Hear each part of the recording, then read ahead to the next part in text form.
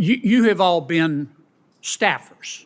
You've worked in government. You've had a boss. Using your experience as a staffer, let's suppose the president's talking like he was from outer space. Let's suppose the president became fatigued very easily.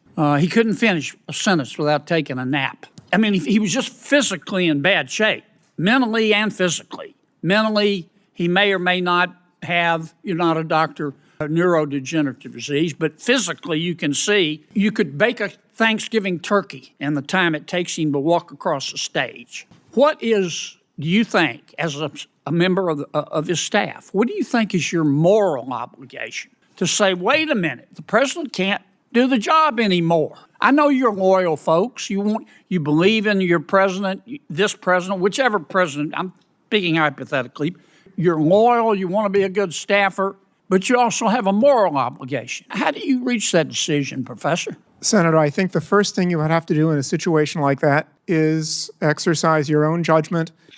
How serious is this problem? Because everybody has moments when they lose focus, it happens. But if somebody thinks this is a really serious problem, I think the first thing to do is the most difficult, which is to say to the president, because the 25th Amendment also provides the president can say, I'm unable to exercise the powers and duties of my office. And suppose the president That would be extremely says, difficult, but I think it should be done. Trust me, I can.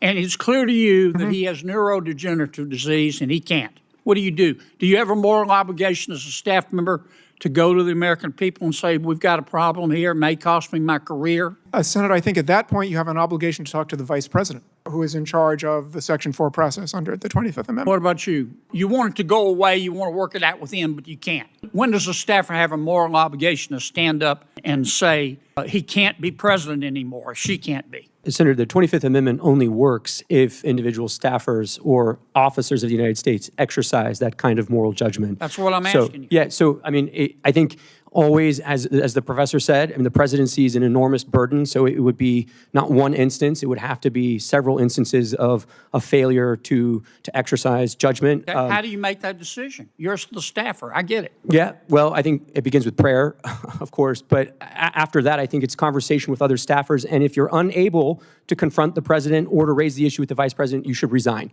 What about you, Mr. Spicer? Do you stand up and do it and tell the truth and run, or do you have a greater obligation to your boss?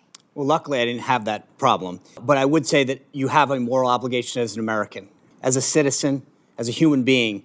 If the leader of the free world cannot conduct themselves to make the decisions that are critical to this country and to the world, you absolutely have a moral obligation to follow the chain of command.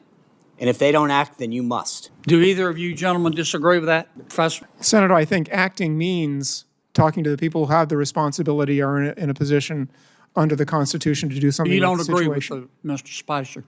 Senator, I'm not sure exactly what he has in mind, other than talking about talking to the people who can make the decision. I'm just trying to ask. You've all been staffers. Suppose you go to everybody you're supposed to go to, and they all say, "My advice to you is to shut up." Do you have a moral obligation as a staffer to say, "Look, this person can't be president of the United States. It's in policy. He physically can't do it"?